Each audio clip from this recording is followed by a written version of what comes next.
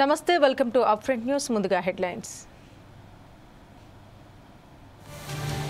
పాక్ సరిహద్దులో ఉద్రిక్తతలు డ్రోన్లను కూల్చివేసిన భారత్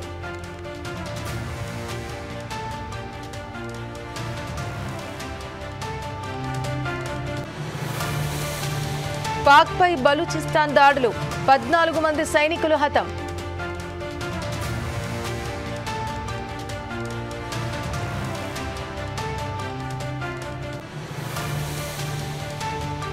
పాక్ కంటెంట్ పై నిషేధం ఉత్తర్వులు జారీ చేసిన కేంద్రం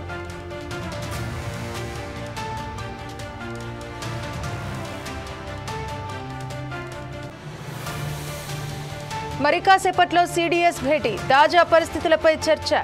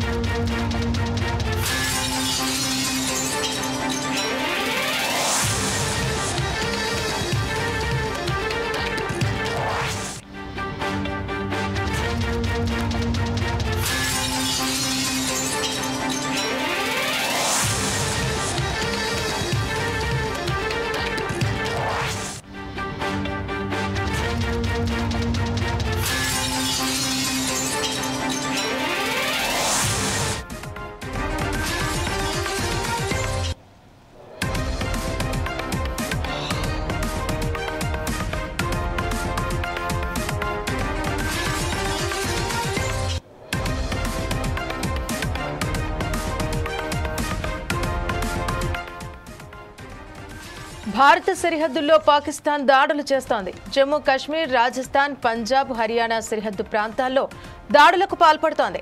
అయితే భారత సైన్యం వాటిని సమర్థవంతంగా తిప్పికొట్టింది. దీనిపై భారత ఆర్మీ సోషల్ మీడియాలో పోస్ట్ పెట్టింది.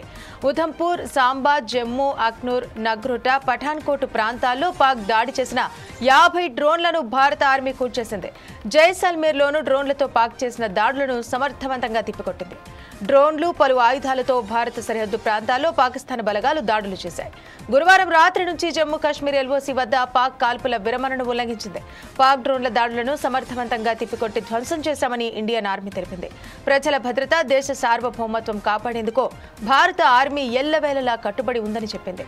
పాక్ దుర్మార్గపు కుట్రలకు సత్వరం స్పందించేందుకు సిద్ధంగా ఉన్నామని భారత సైన్యం వెల్లడించింది. ఇక జమ్మూ విమానాశ్రయం, సైనిక కేంద్రాల లక్ష్యంగా పాకిస్తాన్ దాడులు చేస్తోంది. పాక్ డ్రోన్లు, 3 యుద్ధ విమానాలను భారత సైన్యం నేలమట్టం చేసింది. రాజస్థాన్లోని రామ్గర్, జైసల్మేర్లోని బీఎస్ఎఫ్ క్యాంపులపై పాక్ దాడులను భారత రక్షణ వ్యవస్థ తిప్పికొట్టింది. జమ్మూ కాశ్మీర్లోని పౌరుల వాహనాలే లక్ష్యంగానూ ఈ దాడులు చేస్తోంది.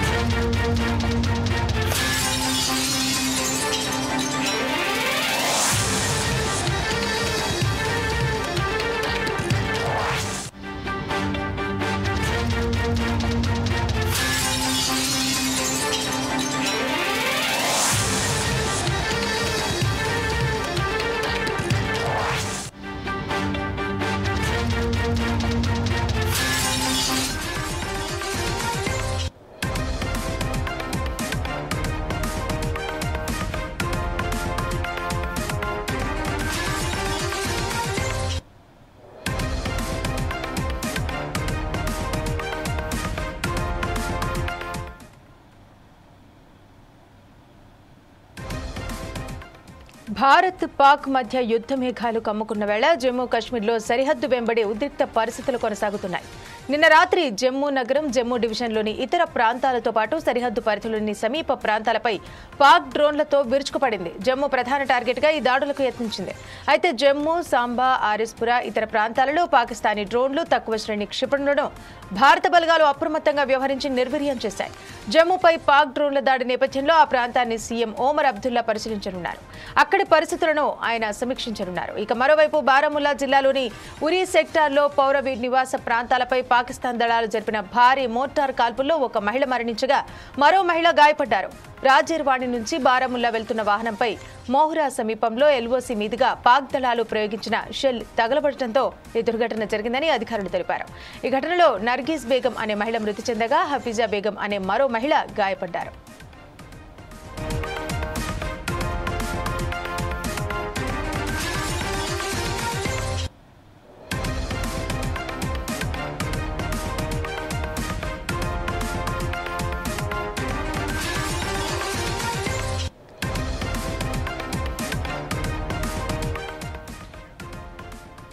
ఉరీ, తంగ్ధార్, పూంచ్, రాజౌరి సెక్టార్లలో నియంత్రణ రేఖ వెంబడి సాంబాలో అంతర్జాతీయ సరిహద్దు వెంబడి భారీగా మోర్టార్లతో కాల్పులను ప్రయత్నించింది పాకిస్తాన్ సైన్యం. జమ్మూని విమానాశ్రయం, జమ్మూ నగరంలోని రక్షణ స్థావరాలపై డ్రోన్లు, తక్కువ శ్రేణి క్షిపణులను ప్రయోగించింది. అయితే భారత సాయుధ బలగాలు ఏర్పాటు చేసిన సమర్థవంతమైన S-400 గగనతల రక్షణ వ్యవస్థ గాలిలోనే ఆ డ్రోన్లు, క్షిపణులను నిర్వీర్యం చేయడంతో పెను ప్రమాదం తప్పినట్టయింది. ఇంత జరుగుతున్నా పాక్ కవ్వింపు చర్యలు ఏమాత్రం ఆగటం లేదు. కుక్కతోకర వంకర అన్న చందగా దాయాది దేశం వ్యవహరిస్తోంది. అంతర్జాతీయ సరిహద్దు వెంబడి సాంబా జిల్లాలో పాకిస్తాన్ సైనికుల సహకారంతో ఉగ్రవాదులు చొరబాటుకు యత్నించారు. అయితే ఈ ప్రక్రియను కూడా మన భారత దళాలు సమర్థవంతంగా తిప్పికొట్టాయి. నిన్న రాత్రి సుమారు 11 గంటల ప్రాంతంలో అంతర్జాతీయ సరిహద్దు మీదుగా భారీ చొరబాటు యత్నాన్ని భగ్నం చేశామని, చొరబాటుకు యత్నించిన ఉగ్రవాదులను పాకిస్తాన్ వైపునకు తిరిగి వెళ్లేలా చేశామని బీఎస్ఎఫ్ ప్రతినిధి స్పష్టం చేశారు.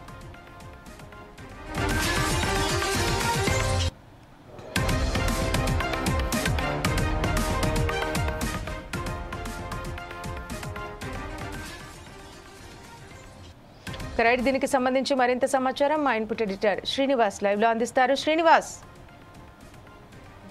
ఏదైతే పాక్ దళాలకు ఇప్పటికీ కూడా బుద్ధి వచ్చినట్లు కనిపించడం లేదు. భారత్ తెగేసి పూర్తి స్థాయిలో పాకిస్తాన్ మీద దాడులకు దిగుతున్నప్పటికీ కూడా పాక్ సంబంధించి కవ్వింపు చర్యలు ఇప్పటికి కూడా అలానే కొనసాగుతున్నాయి.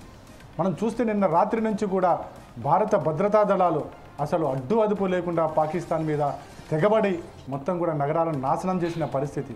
ఒకటి కాదు, రెండు కాదు, లాహోర్ కావచ్చు, రావల్పిండి కావచ్చు, లేకపోతే సియోల్కోట్ కావచ్చు, అన్ని చోట్ల కూడా ఎక్కడైతే పాకిస్తాన్ సంబంధించిన నగరాలు అని చెప్పుకుంటారో ఆ నగరాలన్నీ కూడా నేలమెట్టమైన పరిస్థితి ప్రస్తుతం పాకిస్తాన్లో కనిపిస్తుంది.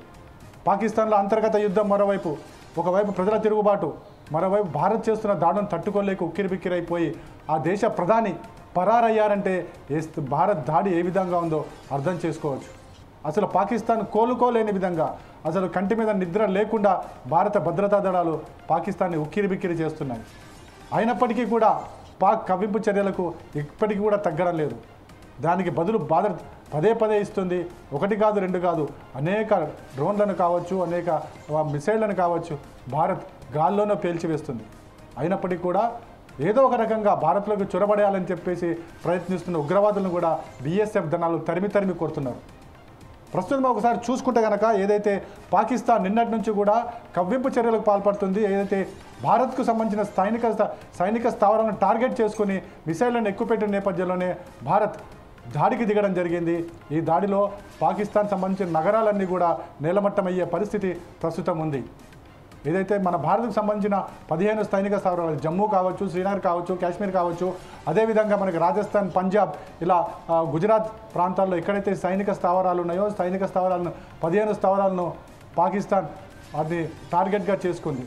దీన్ని పసిగట్టిన భారత్ వెంటనే స్పందించడం జరిగింది. రాత్రి 7 గంటల ప్రాంతంలో లాహోర్ మీద మొదటి బాంబును వేసిన తర్వాత పాకిస్తాన్ మరొకసారి ఉలిక్కిపడింది.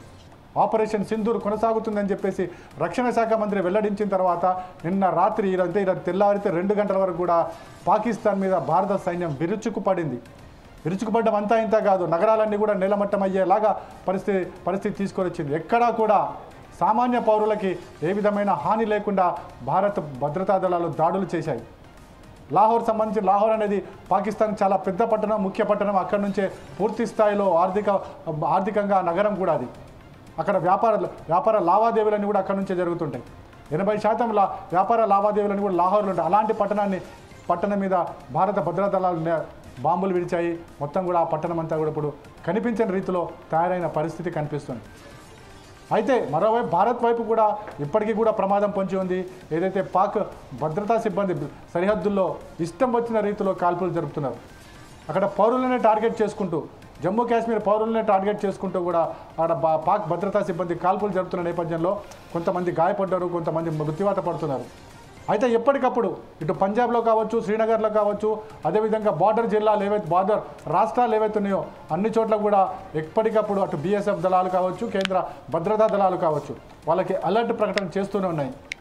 ఏదైతే చండీగఢ్లో ప్రతిసారి కూడా సైరన్ అలర్ట్, ఏదైతే ఆర్మీ సైరన్ వస్తుందో ఆ సైరన్తోనే ఆ ప్రాంతమంతా మోగిపోయే పరిస్థితి. అంటే ప్రజలందరినీ కూడా ఎప్పటికప్పుడు అలర్ట్గా వస్తున్నారు. ఎవరు కూడా ఇళ్ల మీద కూడా నిలబడవద్దు అని చెప్పేసి కూడా హెచ్చరికలు జారీ చేస్తున్నారు. ఎందుకంటే పాక్ ఆర్మీ కేవలం పౌరులను టార్గెట్ చేసుకుంటూనే ఈ దాడులు చేస్తుంది. మరోవైపు భారత్ మాత్రం కేవలం సైనికులు, సైనిక స్థావరాలను మాత్రమే టార్గెట్ చేసుకుంటూ దాడులు చేస్తున్న క్రమంలో పాకిస్తాన్ మాత్రం ఎప్పుడు కూడా ఇలాంటి దుందుడుకు చర్యలే, అదేవిధంగా ఎప్పుడు కూడా ప్రజల్ని కూడా టార్గెట్ చేసుకుంటూ ఈ దాడులు చేయడం మనం చూస్తూనే ఉన్నాం. ఇప్పటికి కూడా పాకిస్తాన్కి బుద్ధి వచ్చినట్లేదు, దాడులు తెగబడుతూనే ఉంది. దానికి భారత్ భద్రతా దళాలు కూడా అదే ధీటిలో దాడులు చేస్తూనే ఉన్నాయి. అయితే మరికొద్దిసేపట్లో జమ్మూ కాశ్మీర్ సీఎం ఉమర్ అబ్దుల్లా ఏదైతే ఘటనా ప్రాంతాలకు వెళ్ళి అక్కడ ఆ ఏరియాని సందర్శించబోతున్నారు, అక్కడ ప్రజలతో మాట్లాడబోతున్నారు. అయితే ఇంత యుద్ధం కొనసాగుతున్న నేపథ్యంలో ప్రజలెవరు కూడా బయటికి రావద్దు, సురక్షిత ప్రాంతాల్లోనే ఉండండి, ప్రధానంగా భవనాల మీద కూడా ఎక్కవద్దని చెప్పేసి కూడా ఆర్మీ దళాలు పదే అనౌన్స్మెంట్స్ కూడా చేస్తున్నాయి. అయితే ఇప్పుడు ప్రస్తుతం అయితే ఇంకా యుద్ధం కొనసాగుతూనే ఉంది, పాక్ మీద దాడులు కొనసాగుతున్నాయి. మరోవైపు చూసుకుంటే కనుక కేంద్ర రక్షణ శాఖ మంత్రి రాజ్నాథ్ సింగ్ త్రివిధ దళాధిపతులతో భేటీ కాబోతున్నారు. ఆ తర్వాత ప్రధాని మోడీ కూడా ప్రస్తుత పరిస్థితిని కూడా పర్యవేక్షించేందుకు అజిత్ దోవల్తోని, ఎవరైతే రక్షణ శాఖ సలహాదారు ఉన్నారో అజిత్ దోవల్తో కూడా భేటీ కాబోతున్నారు. మొత్తంగా చూసుకుంటే కనుక ఆపరేషన్ సింధూర్ కొనసాగింపు పాకిస్తాన్కి రాత్రి అంతా నిద్ర లేకుండా చేసిన పరిస్థితి. నిన్నంతా కూడా పాకిస్తాన్కు కాళరాత్రే, అసలు కంటి మీద కునుకు లేదు. ఎప్పుడు ఏం జరుగుతుందో తెలియదు, ఏ నగరం మీద భారత విరుచుకుపడుతుందో తెలియదు, ఏ భవనాలను టార్గెట్ చేస్తుందో తెలియదు. ఒకవైపు పాక్ టార్గెట్ చేద్దామనుకున్నా చేయలేని పరిస్థితి. టర్కీ పక్కనున్న చైనా లాంటి సహాయం తీసుకున్నప్పుడు కూడా వారి ఆయుధాలు కూడా పనిచేయలేని పరిస్థితి. మన దగ్గర ఉన్న S-400 అది చాలు మొత్తం పాకిస్తాన్ సంబంధించిన అన్ని మిసైళ్లను కూడా నేల కొరిగిపోయేలాగా చేయగలిగింది. అలాంటి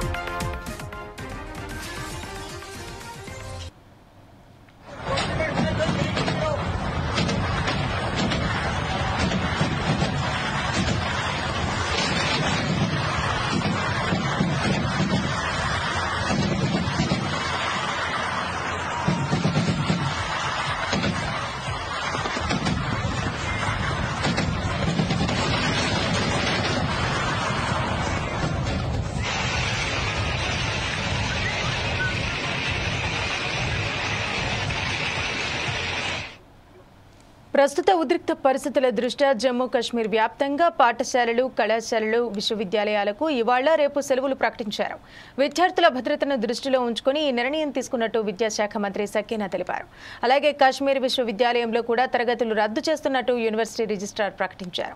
శత్రువుల నుంచి దాడి జరగవచ్చనే హెచ్చరికలతో కూడిన సైరన్లు మోగటంతో రాత్రి జమ్మూ, శ్రీనగర్ నగరాల్లో విద్యుత్ సరఫరాను పూర్తిగా నిలిపివేశారు.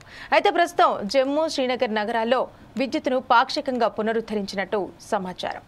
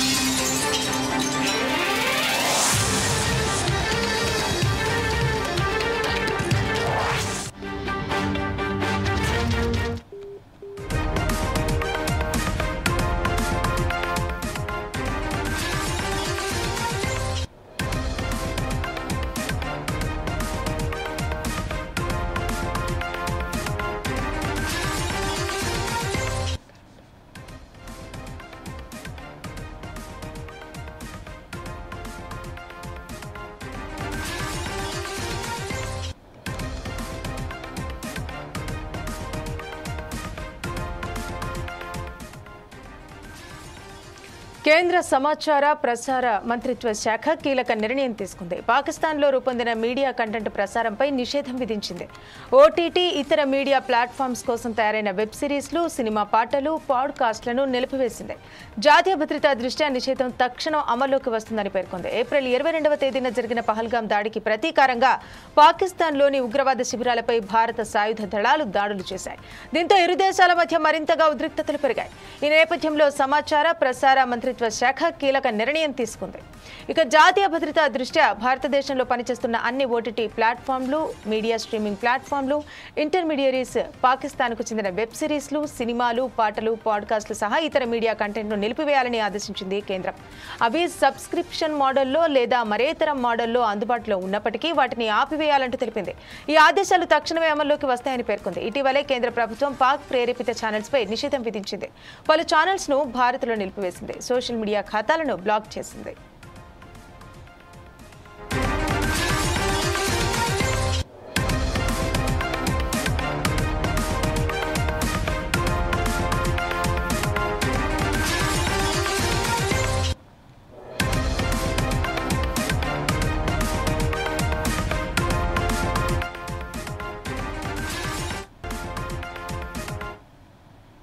మరిన్ని వార్తలు విశేషాల కోసం చూస్తూనే ఉండండి 4 Sides TV.